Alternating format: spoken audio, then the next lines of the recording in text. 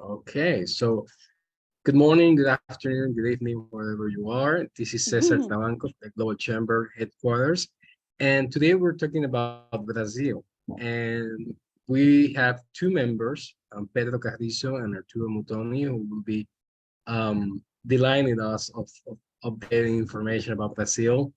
So I was with Pedro and his partner Marcelo, I think by the end of last year, having a follow-up conversation, and I was like, we probably need to touch base on Brazil because of the change of government. And they told me like, well, let's wait. let's wait, let's wait a little bit longer. And so I waited. I saw the news. I saw a couple of things coming in, like Brazil signing agreement with China, take the yuan instead of dollars transactions, but also there's some news about Brazil and Argentina kind of working on a single currency. So I reached out to Pedro and Marcelo and say, I think let's try to do it in the summer. It would be great for people to really catch up on what's going on in Brazil. So I would like to first go to Pedro Carrizo. Pedro is a founder of TXP Partners. They're helping companies to export and import. They're also helping with currency and credit lines, I think, credit insurance, and so many other things that they can help. And so, Pedro, thank you, obrigado. We look forward to hear from you. And as I mentioned before, everyone, if you have any questions, if you have any comment you would like to add, feel free to. Thanks, Pedro. Thanks, Cesar. Hello, everybody. So yeah, Hello. I'm Pedro, and I'm with the TXP Partners. We are a small boutique financial solutions company. So basically, financial structuring of any kind and a little bit of management consulting. Our focus is a little bit more on the international trade side of things, but we do, well, we'll do whatever the client wants us to do. Pretty simple. I'm going to share the screen here. I have just a very simple presentation just so we can follow the points that I'm going to talk about. Let me know if you can see or if I'm having a technical problem. Yes, we can see it, and it's full screen now. So Yeah, good. we can see it very well, Pedro. Okay. So the idea is basically to talk about the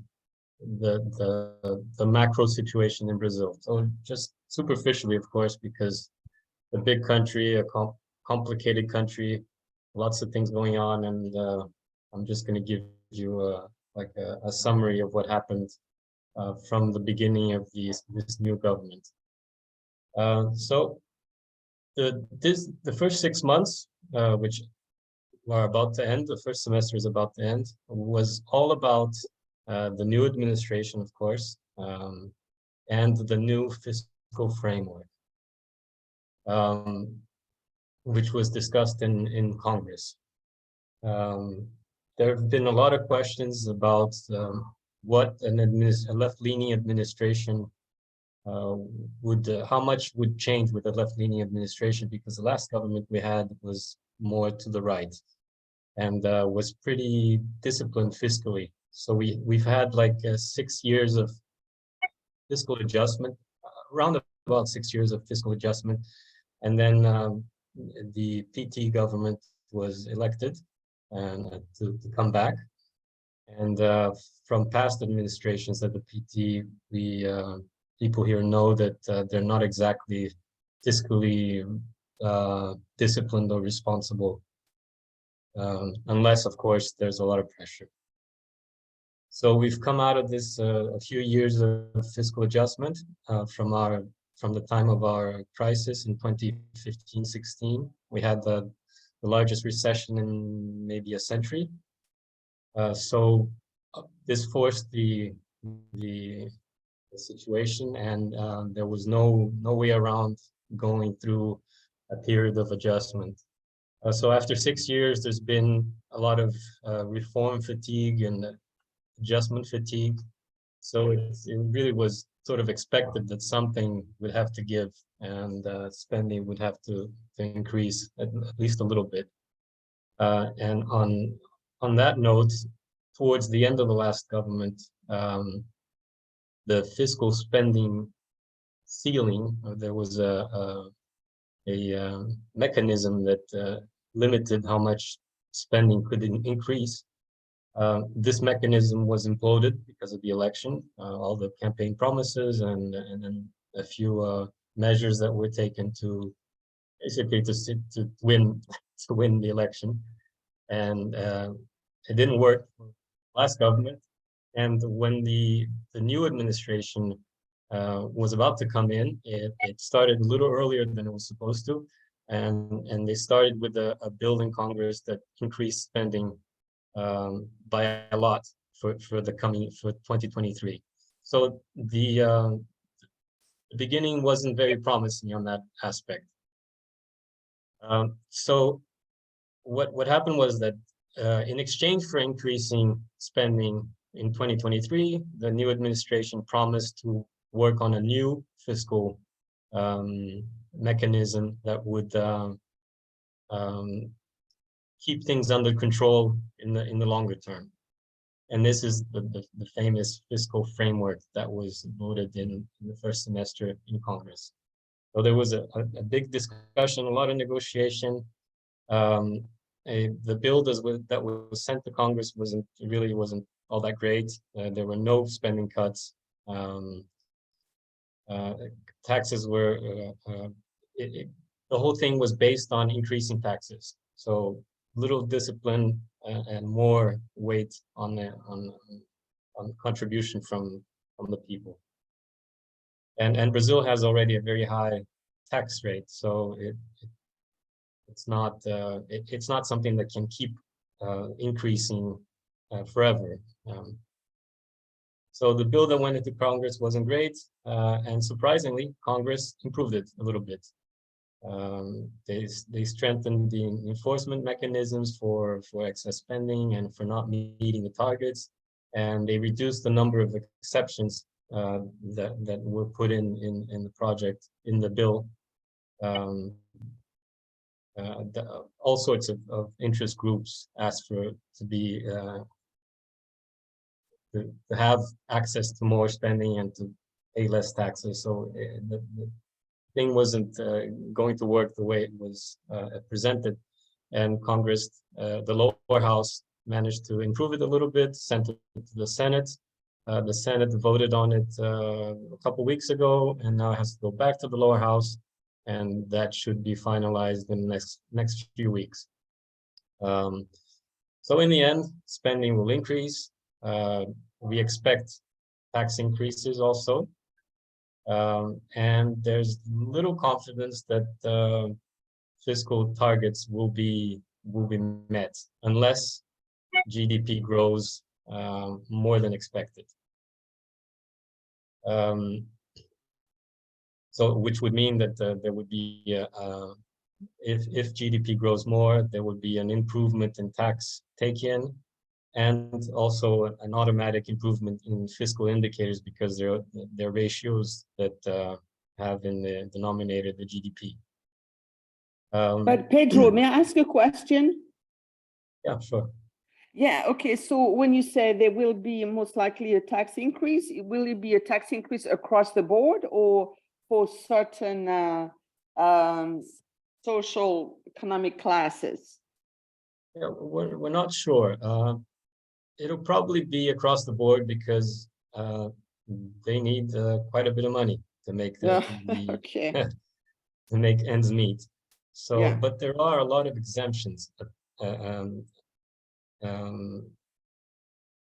There were, because of the crisis and our history, there are a lot of sectors that have big exemptions, and for many years there's been pressure for this to be reevaluated, and maybe they'll be able to cut these back, and so some of it will be across the board and some of it may be focal. Thank you. So spending will go up, most likely. And but if it becomes clear that targets won't be met and GDP doesn't grow, then some of that promised spending will be held up. So the administration will have some trouble politically with Congress, and it depends on Congress for approval. It's not a very it doesn't have a majority in Congress, so it depends on alliances with Congress. And if it loses its political tools, I mean its spending tools to negotiate politically, then we might have a little bit of instability, and it will also test the government's quote unquote commitment to fiscal discipline. Okay. The thing is, everyone knows that this government isn't. I mean, they're pretty vocal about how they don't like cutting spending, that they believe in government spending. So at least the louder sectors of the PT party make it pretty clear. So the country knows that this isn't a government that will push very hard to maintain fiscal discipline, unless there is another force pushing for it to do so. And in this case, and to some surprise, Congress seems to be playing that role. And so we've reached a point of political balance that seems to be positive for the near future, anyway, for this maybe the next couple years. And then the second semester from July on, once we get over this fiscal framework, and the negotiations around this issue have already started. It's the tax reform. Brazil has a very complex tax system.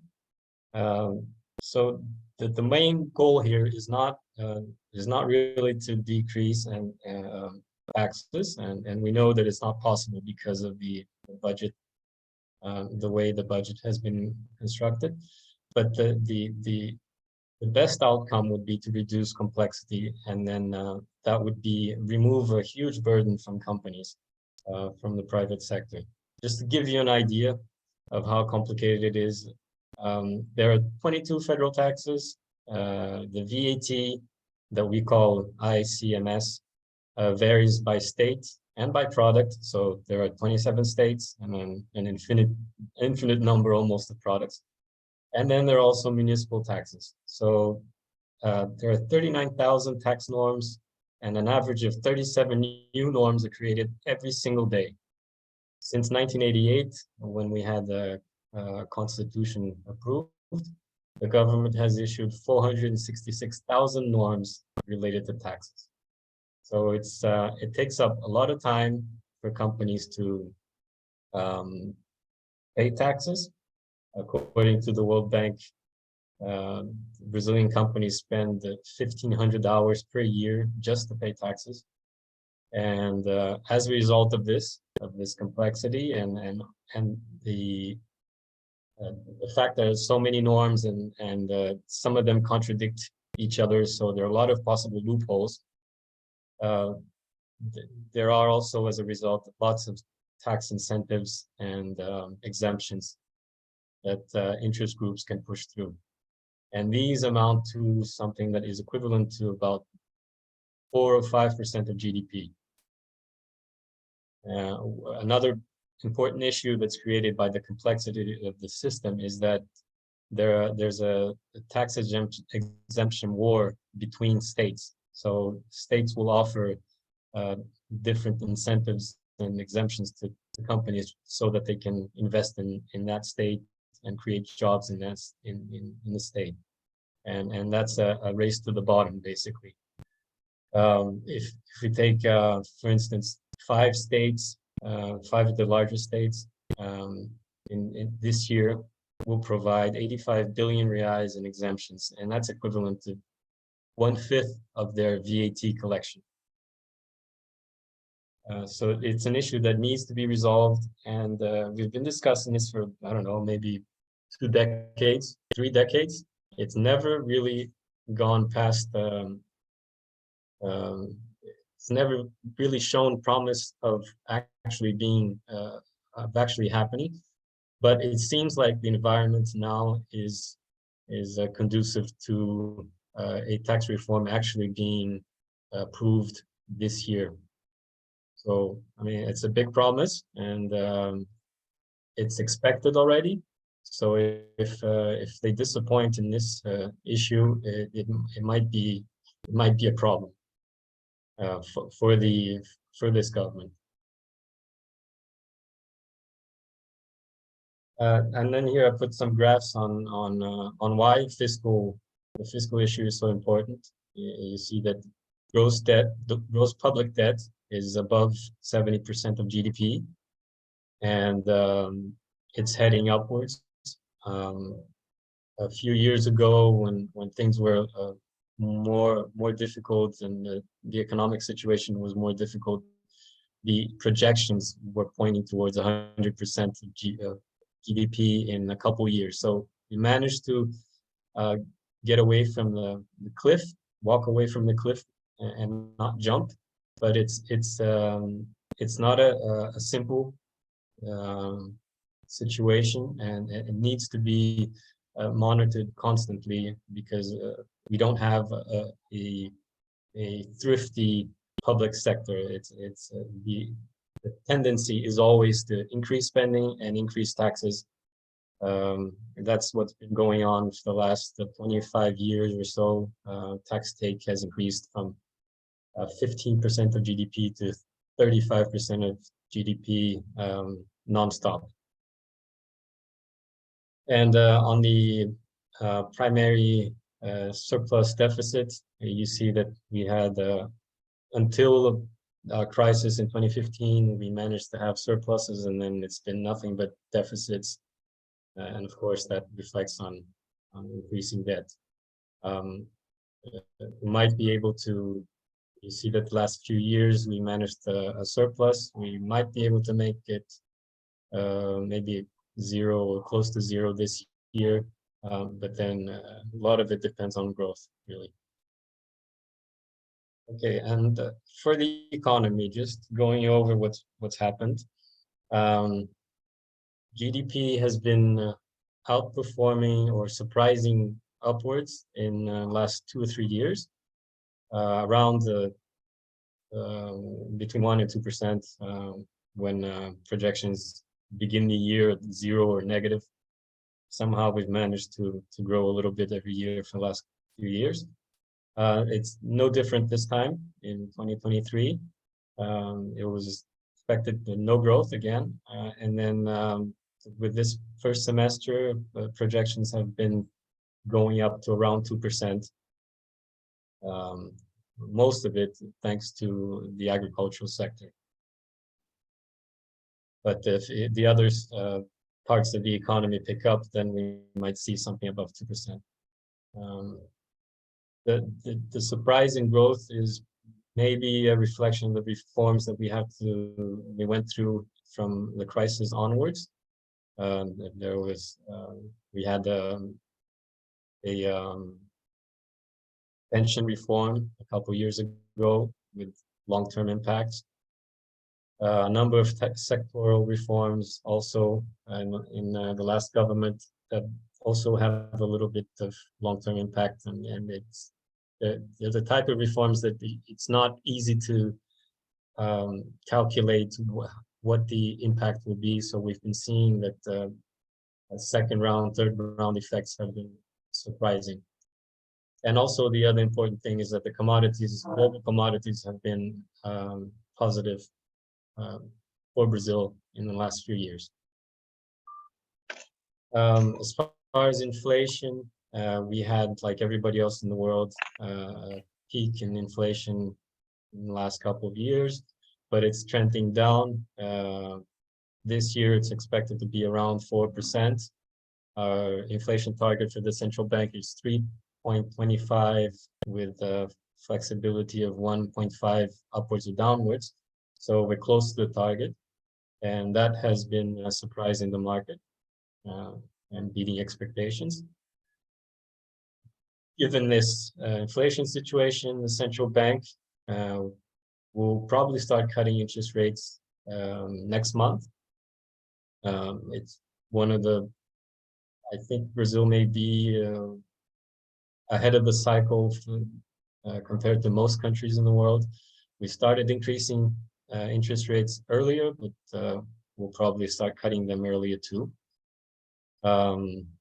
It still depends a lot on the data that comes out on inflation and expectations, but there's a lot of pressure politically for central bank to start cutting interest rates because it's they're at around 13.5%, so it's very high. Real interest rates are very high, and the market expects this rate cutting cycle to go to around 9-10%, but usually these cycles go longer and further than expected. So we might have at the bottom we might reach 8% interest rates, base rate, right? And which would give us 4 or 5% real interest rates. The international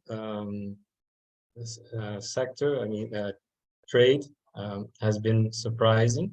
So very strong trade surplus for the third year in a row, due to commodity prices and also because of falling imports. Our currency has been quite depreciated for since the pandemic. So imports naturally fell, and that's helped the trade balance. And then now with these all these trade surpluses, we're finally seeing the exchange rate appreciating a little. The real is currently at I should have shown you the graphs beforehand, but the real is around 5 to the dollar now. We reached a peak of around 6, and according to a lot of people in this market, the equilibrium rate is something between 4.5 and 5. So there's room for a little more appreciation. A very important factor is China, the economy in China. It is Brazil's largest trade partner. So the late reopening of the economy in China has had a positive effect, especially through commodities. But we've seen this basically only agricultural commodities. All the hard commodities, because of the reopening, has been kind of slow, and because of global deceleration, minings and metals prices have not really increased, and we haven't seen any positive effect on this in Brazil yet. So if the Chinese economy really does reaccelerate and goes back to growth that is at least not like it was in the past, but something around what the Chinese government has been promising, around 5-6%, it should have a clearly positive effect on Brazil. I have a question, Pedro. Can I interrupt again? Yeah, sure.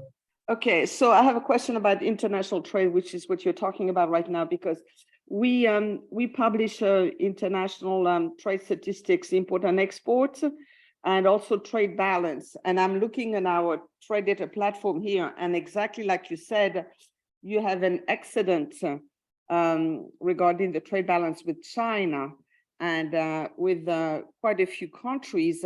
However, I look at the Netherlands and there's a deficit here. And what is this deficit all about with Europe? I'm not sure, because the Netherlands usually buys food, right? And then they re-export, they process. I'm not sure what happens. It might be oil. Yeah, I think it is oil. Yeah, it is oil when I'm looking at it. but it's also soybean, and it's also iron and steel. But if I'm looking at the trade balance between Brazil and the world, you have an excedent with China, an excedent with Argentina, Mexico, a big excedent. But for Europe, European countries like Portugal, Netherlands, there is a deficit. So that's what I was wondering if you could shed some light, but okay. Well, but one of the reasons might be because I don't know if you're aware, but there's a negotiation between Mercosur and the Yes, EU bloc. yeah, it's still going on. After Yeah. so many years, it still has not been signed. Yeah, and what's the problem there? It's agriculture, because as you know, Europe producers get a lot of subsidies, and access is restricted to for imports, right? And maybe in the end, the effect is that the result is that Brazil ends up with a it doesn't have a surplus with Europe because of it's not able to sell its food and agricultural commodities as freely as it does elsewhere. But I thought also the problem that was stalling the negotiation for the free trade agreement between Brazil and the EU 27 was the deforestation of the Amazon region. I thought that was a big sticky point. Is it still the case? Yeah. One could argue that these negotiations have been going on for what, 20 years, I think. And the agricultural issue has always been the sticking point. So one could argue that the rainforest, burning of the rainforest was used as by the Europeans as a bargaining chip. Yeah, bargaining. Oh, okay. Yeah. So I mean, I don't have an opinion on this, but I've heard many people in the government, both on the left and the right, say that that's what's going on. And maybe it is, maybe it isn't, but in the end, the result is the same. There has been no agreement yet, and as far as I've heard, it doesn't seem like it's going to happen in the short term. Because I thought that Lula was more pro-environment, so there might be there might be a hope that they might, in the end, sign up an agreement. But you said not really in the near future. Yeah. So one of the key advantages of having Lula back in was exactly to sort of clean up the image of Brazil internationally. So because it was in my opinion, it was a stupid move to provide an excuse on a platter when you're negotiating such an important agreement. You don't. He didn't need to. The last government didn't need to be so anti-environment or anti-climate change. It was unnecessary. So with Lula coming back, and he is known for having, his party is known for having opinions that are more like the European on the environment and climate change. It should help. So we'll see. We'll see if it actually does help. Thank you, Brigitte and Pedro. Just doing a halfway checkpoint here. Just want to make sure that we get time for our 2%, and then for others to ask questions as well. Sorry, I won't ask any more questions. No, it's amazing information, Pedro. It's really valuable information. So I just wanted to make sure that you know about the timing. And we move forward. I'm almost finished. I'm just gonna go through like the more interesting sectors, industries, or things that are booming or that are growing faster in Brazil. So it's obviously agriculture and anything downstream from the farmer, right? There's been land use conversion from pasture to crop and increased productivity. It's been impressive how much productivity has increased in the agricultural sector in Brazil. Then we have sanitation and waste management. There was a new regulatory framework recently, last year, and which encourages private investment. And so a lot of new business going on in that area. Energy, the oil sector is still growing strongly in Brazil. Petrobras made a number of divestitures, so there's been more room for private companies and diversification. There's been a new regulatory framework for natural gas, which should accelerate growth also. The electricity sector has a regulatory environment that's been tested in the last many years, and the people are very confident in it, and it's still growing. Renewables in the electricity sector growing a lot with the ESG agenda and foreign interest. And this is despite the fact that Brazil has a very clean energy supply already. So anything climate and green related, like forestry, conservation, parks, ecotourism, all that is booming also. Logistics, again, because of regulatory changes and increased participation of the private sector, ports, airports, mining, especially metals related to electric vehicles, that's ramping up. And lastly, on a more negative note, we had a threat of a credit crunch because a big retailer in Brazil went bankrupt.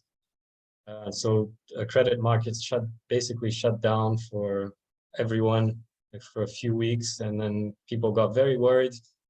But this was 2-3 months ago, and conditions have improved since then. There were no other big failures or bankruptcies, and so we got through that okay.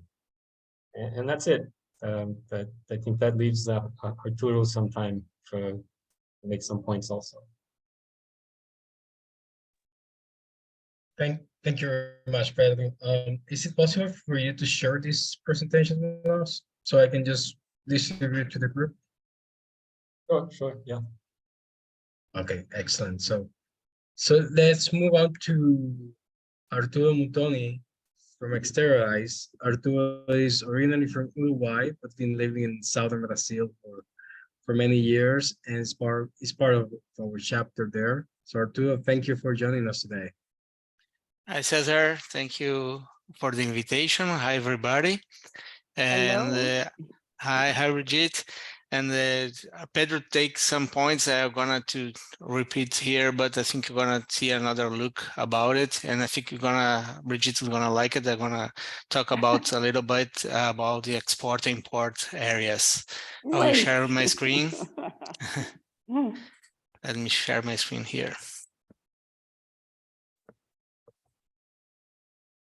Welcome everyone. I noticed that we got a couple of people joining during the event, so welcome. Make sure you leave your contact details and feel free to jump in if you have any questions or comments.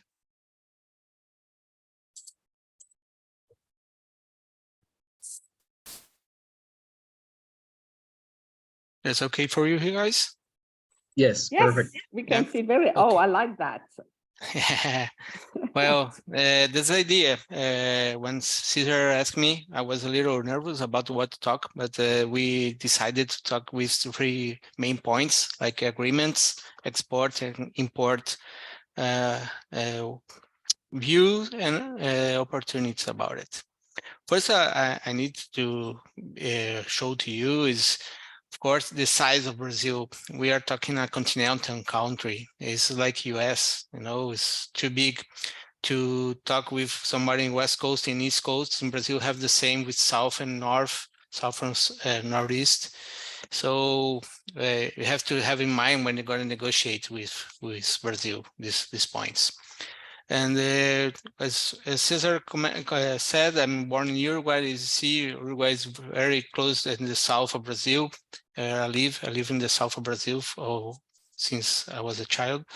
And you see, for me, it's more easy to have this connection with the another countries of Latin America than somebody that is in the north or in the northeast that have more connections with Portugal and Spain and the Europe.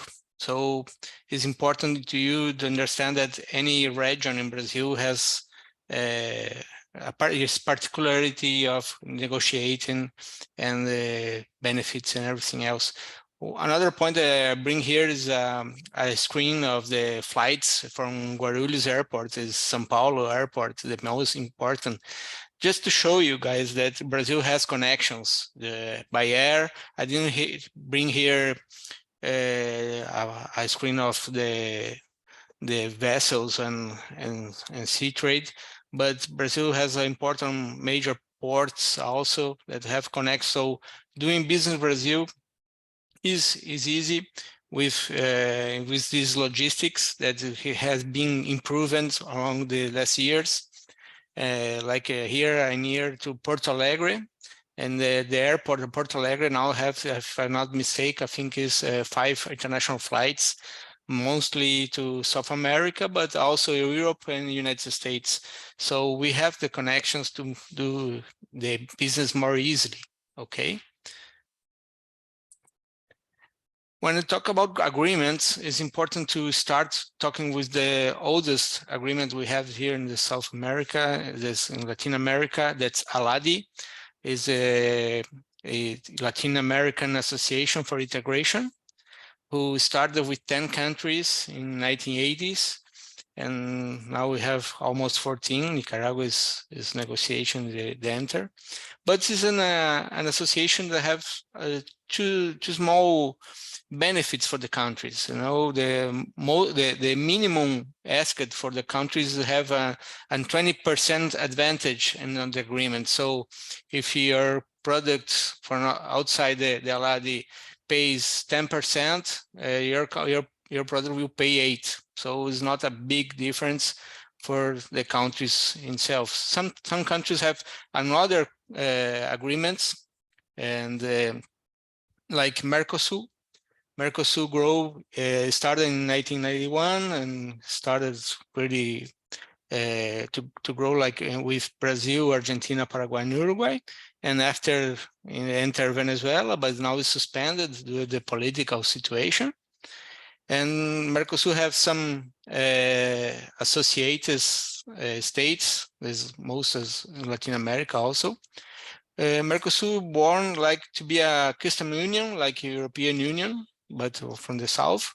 But now today is more the common market, you know, is where we have benefits for transactions, and you can travel only with your ID. You don't need passport.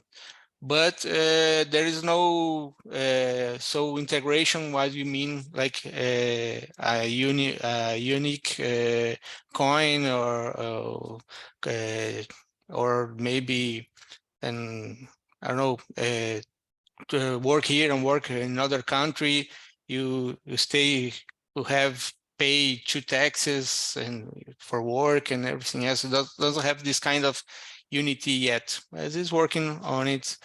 It's important that Mercosur have some agreements, like with another country of Latin America, like Cuba, Mexico, and Panama, and with other countries outside the Americas, like Egypt, India, Israel, and the south of Africa.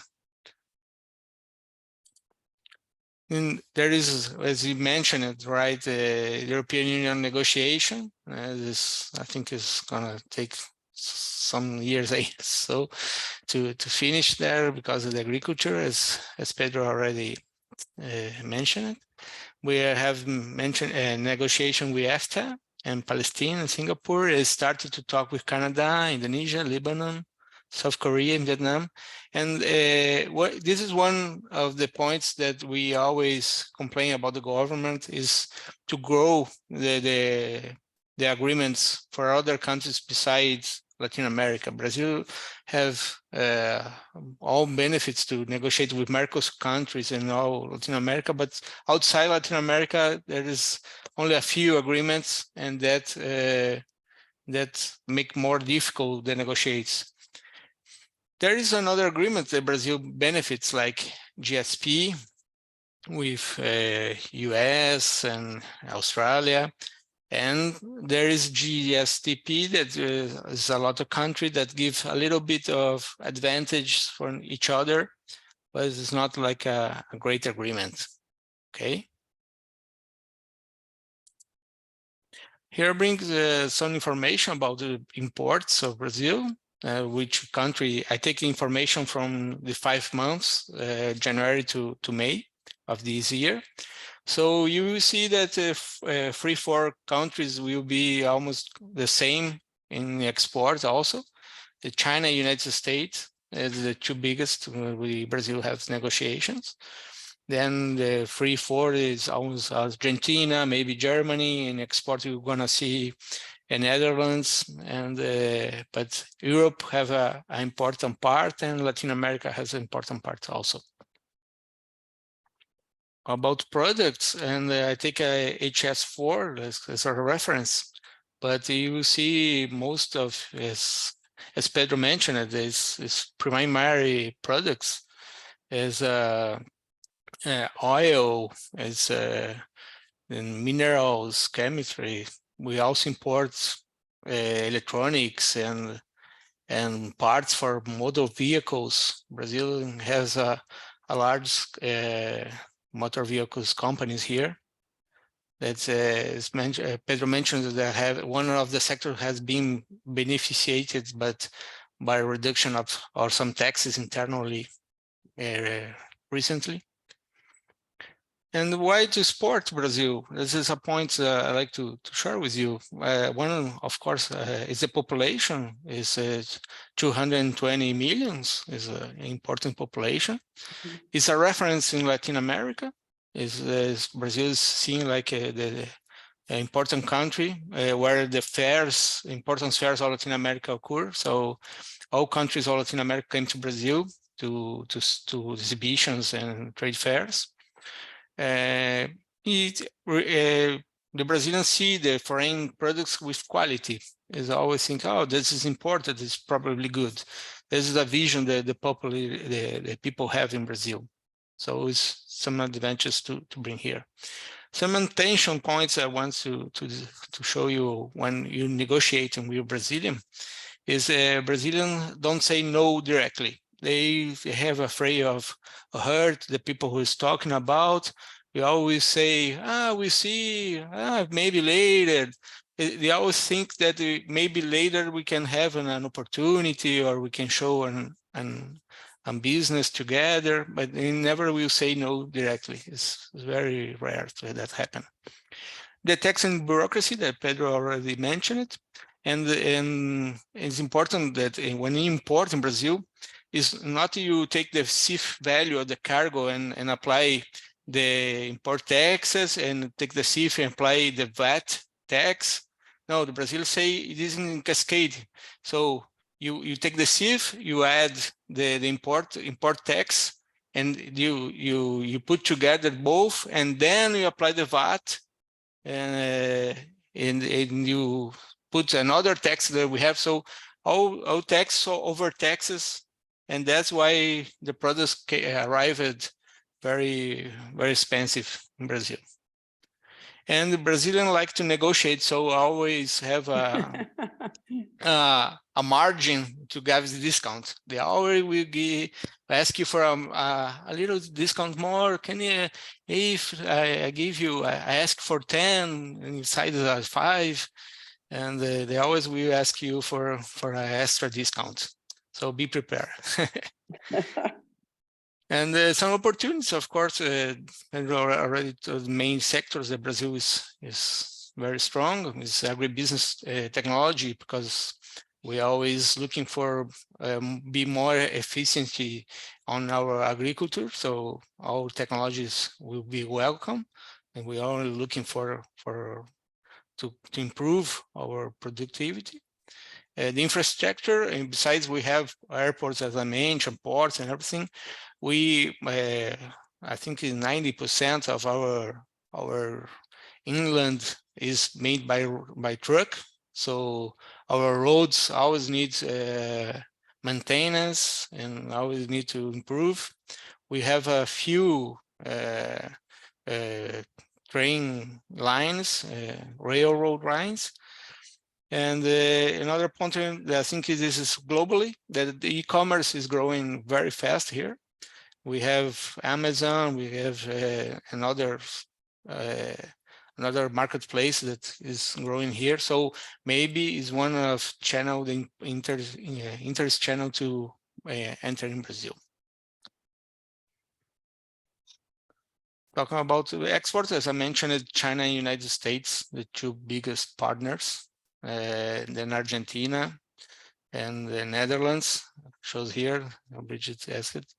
So I think Europe, China, United States, Europe, and Latin America are the main partners, even for export, so we import.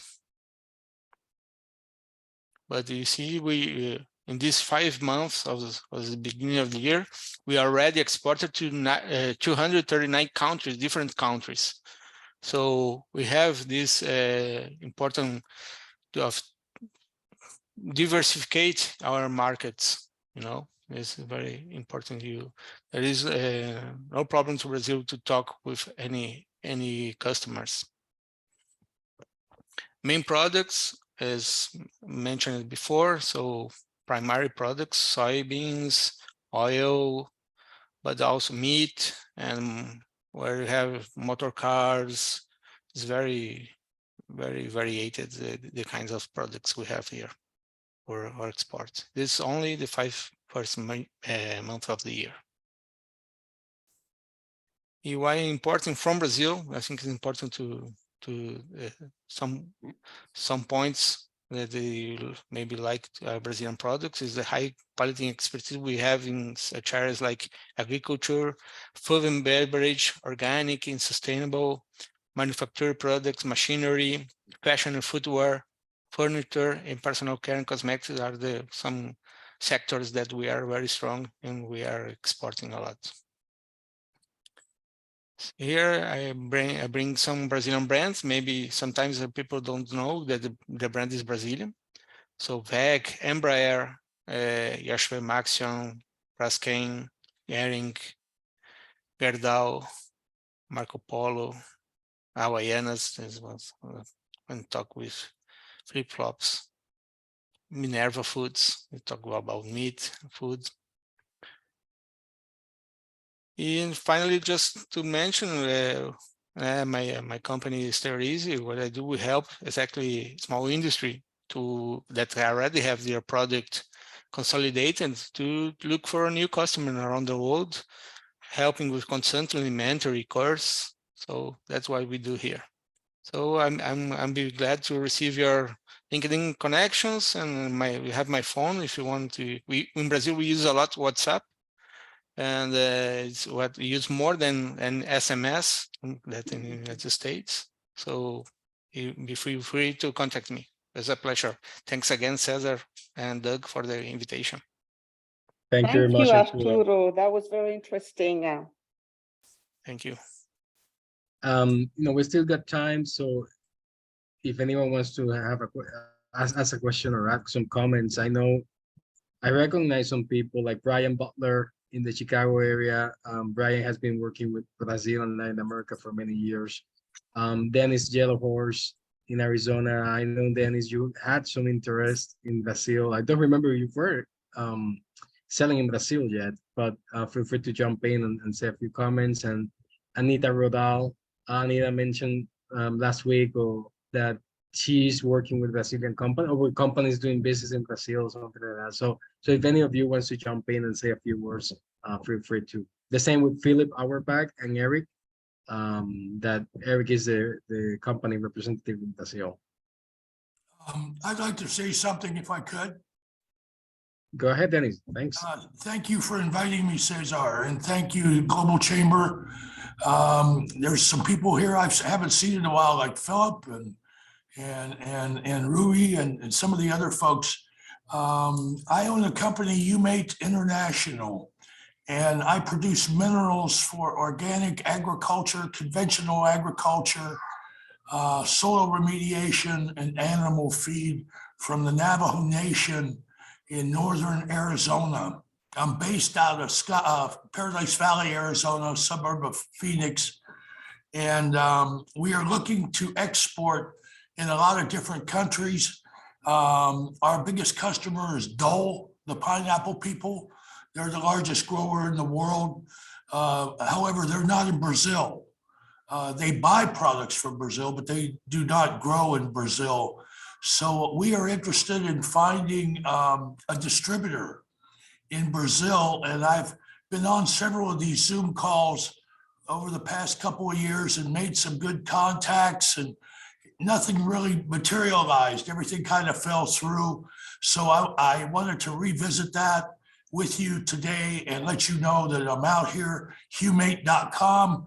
Arturo, if you could send me an email, I wrote down your email address before they took it down. I hope I have it all, but if I don't, please send me an email. It's on my website, humate.com, Humate, and then I will send things to you and try to initiate the conversation from you or anybody else in any other countries that you're involved in.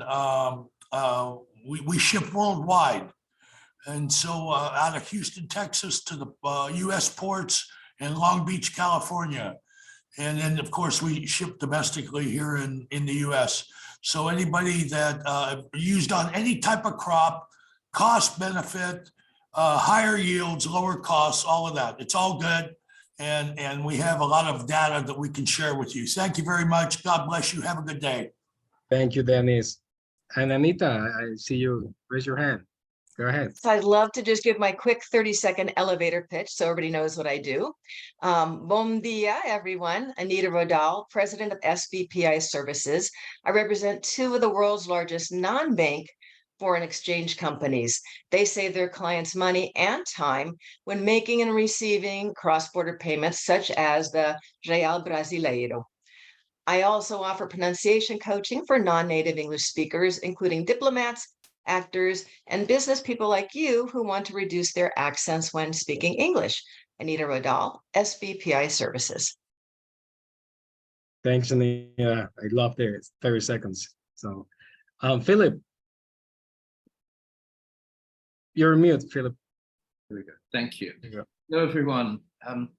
As Eric and I have put in the chat, our company, Auerbach International, empowers you to communicate anything written, spoken, or electronic into Portuguese, from Portuguese to English, Portuguese to Chinese, and any other language combination, because AI alone does not do it well and still makes a lot of mistakes. And obviously you want to have a proper, correct presentation so that companies respect the precision that you have.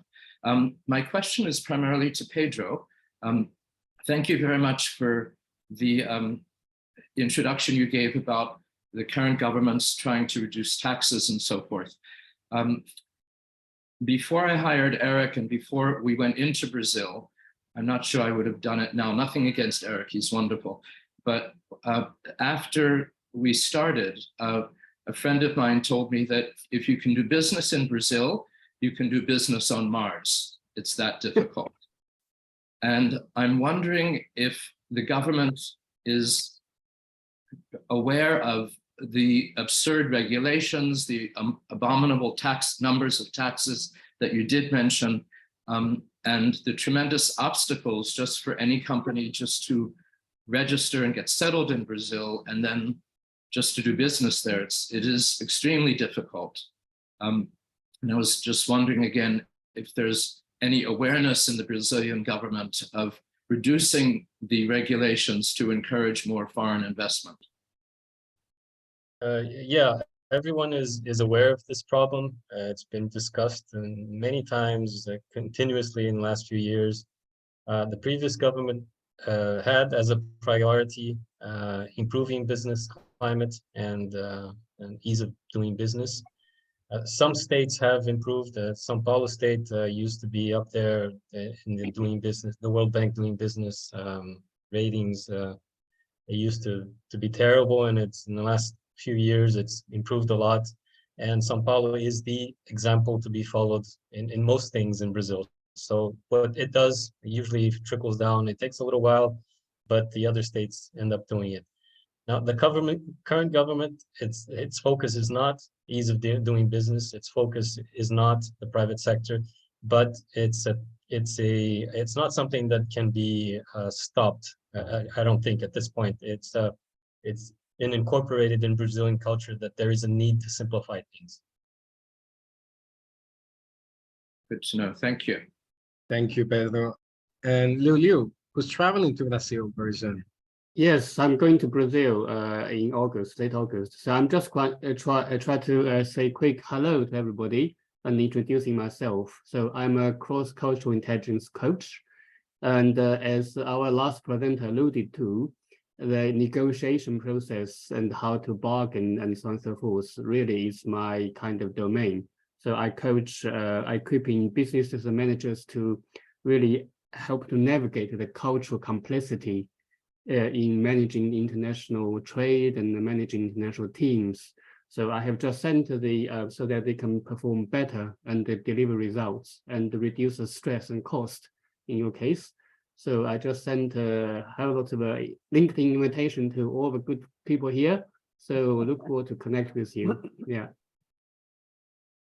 Thanks. And Liu is in, are you in London? I know you're I'm part of based in southeast of England. Yes. And yes, I go into London regularly. Yeah. Okay. Are you going to Brazil for business or more for pleasure? It's for work. I work for international relief and development organization. Yeah. Okay, cool. Well, feel free to connect with Pedro and Arturo and see if Thank you. there's a chance to meet in there. Okay, so I had, you know, talking about tourism, I had a question. Pedro or Arturo, if you both can jump in, but it was more into the tourism sector. How is it in Brazil comparing to other regions? How is a priority for the country? And also the real estate. I see Vilma Lopez. Vilma is in Florida, and she's in the real estate area. So when we talk of Mexico and other regions, there's always tourism and real estate like on top of it. And so how is the case in Brazil?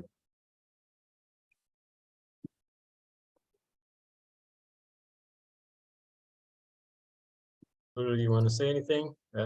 It's not my Yeah, specialty, but I can say yeah, something. not my special either, but I can say that tourism has in Brazil has some points important that everybody goes to Rio and for its beauty, and the North Amazon has a great appeal for the nature, and the Pantanal. Brazil have a lot of different ecosystems here.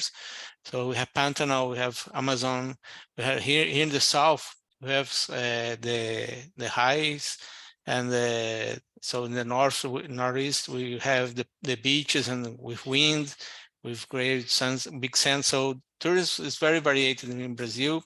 Brazil have an agency, important agency, Embratur, that works with the tourism, and I think it's a very important point in Brazil to bring tourists here, especially in the special dates like Carnival and everything else. About the construction, Brazil have now a plan in the government for poor people have less income, so have low taxes to finish to have the buy of the homes. So it's probably in next 1 or 2 years gonna grow very much this line of construction sectors. I don't know if Pedro wants to comment something else. People go to Iguazu Falls on the Brazilian side as much as they do Yes, the other two yes, countries. yes. Argentina, Paraguay, yeah. Brazil have Foz do Iguaçu, and is important for tourism also. It's nice, important to mention. Thank you, Anita. Thanks. Pedro, you have something else to add? Yeah, not really. The tourism maybe is, I mean, there's a lot of potential, lots of things to do, to go to. Brazil is a little far away. I mean, you can't deny it. It is a long flight for most, Yeah. if you're not from South America.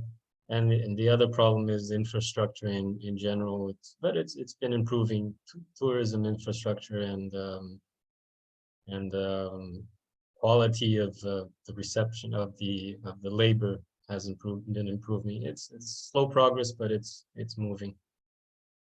Okay, excellent. Thank you. We'll come to the top of the hour. So Okay, maybe again, can I yeah. pitch? Can I Go say ahead. 30 seconds? Yeah. So Yeah, please go ahead. I Brigitte. was letting everybody talk because I've already asked so many questions, but Very good. I thought it was super interesting. I travel to Brazil quite often. I haven't been in a few years now because of COVID and all that, but my name is Brigitte Stringfield, and I put a little something in the chat box here, but I think it's important for you to know that TDM, my company, we provide the official monthly trade statistics for all commodities traded worldwide for over 115 countries. So if you're trying to develop an export strategy or an investment strategy, you can contact me. The WTO is using our system, the FAO, the USDA, Apex in Brazil, Braskem in Brazil, Minerva, JBS, they all use this system to know what's going on in the world and to see what are the opportunities for Brazil to export their products. So I put my email in the chat box. Thank you. Thank you, Brigitte. And you are in South Carolina, but also you Yes, have I'm people in Oh, South Carolina, where it's hot and muggy right now, almost as hot as in Brazil. It seems to be hot everywhere nowadays. So Yes, it's good. I know. Texas is terrible. Yeah. So thank you, Brigitte, and thanks again, Arturo and Pedro. I think I agree with everyone else. The presentation was pretty good, and you cover a lot of points. And I already marked in my calendar to do a follow-up in next summer. So see how things are in a year. So thank you very much again, everyone who joined us. And as you know, we'll be sharing the recording and the presentations as well. Have a good rest of the day. Thank you, everybody. Thank you, Very guys. interesting. Thank you. Bye-bye. You have a Take good care. day, everybody. Bye. You too. Ciao. Bye-bye.